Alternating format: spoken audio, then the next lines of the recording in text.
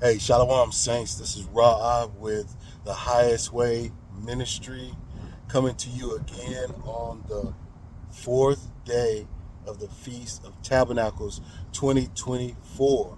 Well, I give all glory and honor to the Most High El Elyon. And today we're going to continue the discussion about one flesh.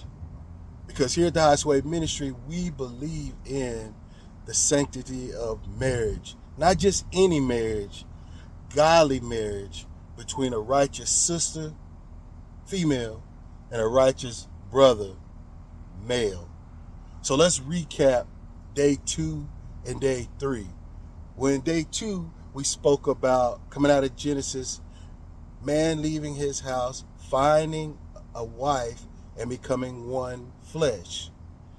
But not just any wife, a wife that they can agree together on any situation and any topic. Then on day 3, we discussed a husband loving on his wife. When you find that wife, you're supposed to love on her. And in return, the next verse, we spoke about a wife reverencing, meaning respecting the authority and the strength of her husband, the better qualities of him, respecting him for that.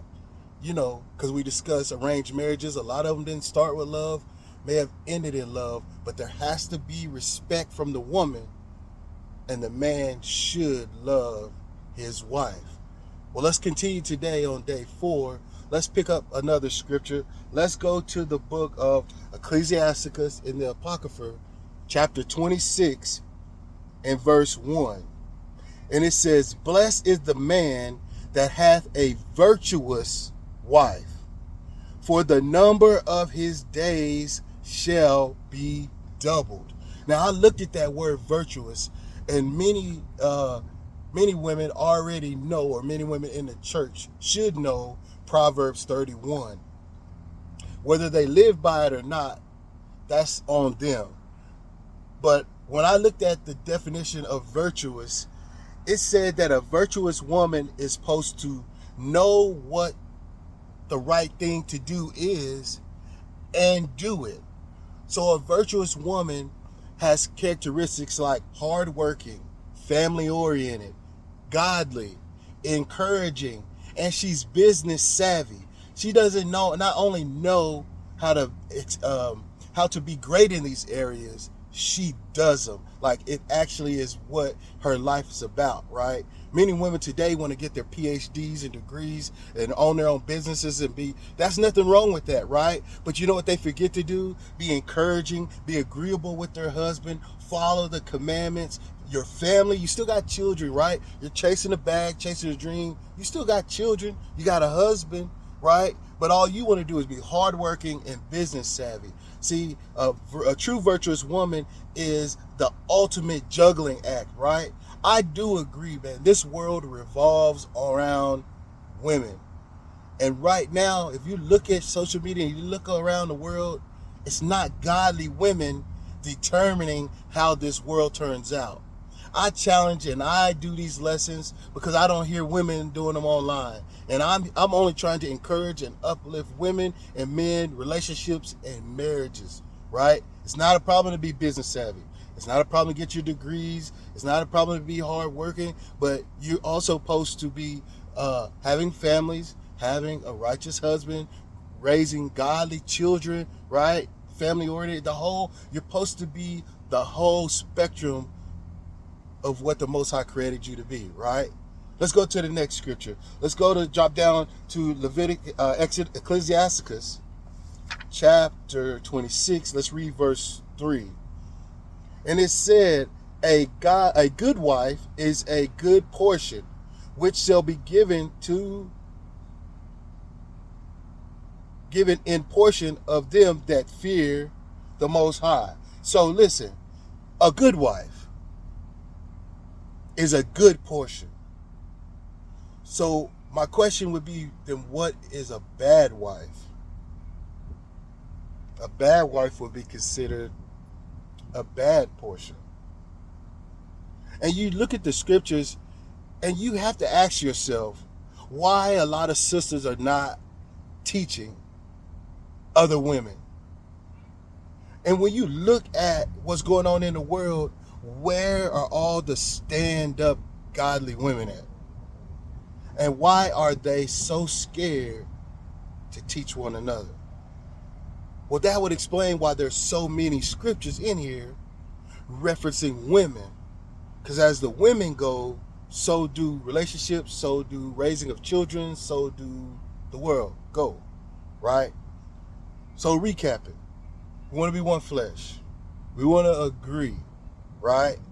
Then the next thing it said, we wanted to be one flesh, we wanted to agree. We wanted husbands to love your wife, women to reverence or respect their husbands. And today we got into the other topics of finding a good wife, right? And being a virtuous wife, exuding those qualities. Okay?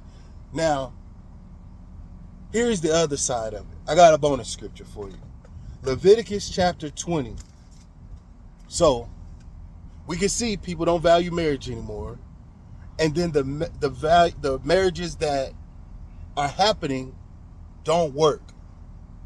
And you know it takes two to tango. So if marriages don't work, it's one or the other or both of the parties, right? Now watch this scripture. Leviticus chapter 20 verse 10.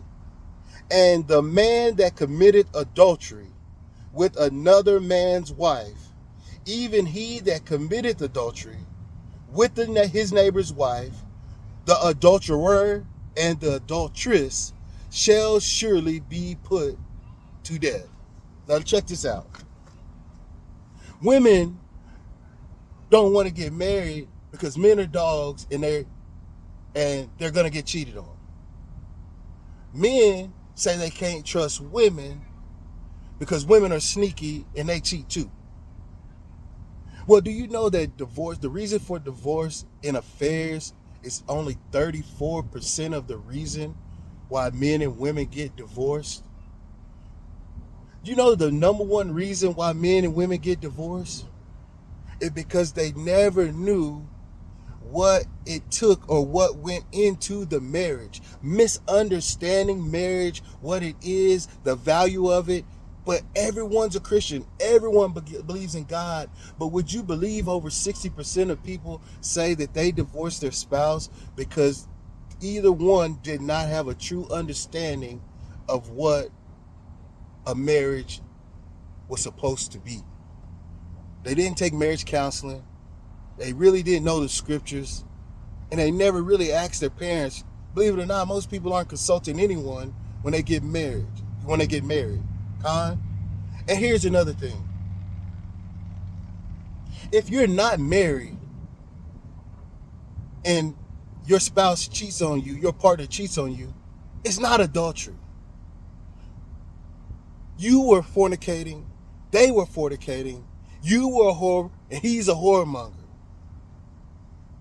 So maybe the reason why people are scared to get married is because of their fornicating activity before they found Mr. and Mrs. Right. That's keeping them from truly committing to the godly man or the godly woman they just found, because they're thinking about Mr. and Mrs. Nobody that broke their heart, who they never should have been sleeping with, and they never should have been shacking up playing house with. These are the problems that go into marriage and relationships. People aren't understanding. They think it's all sex. It's not just sex.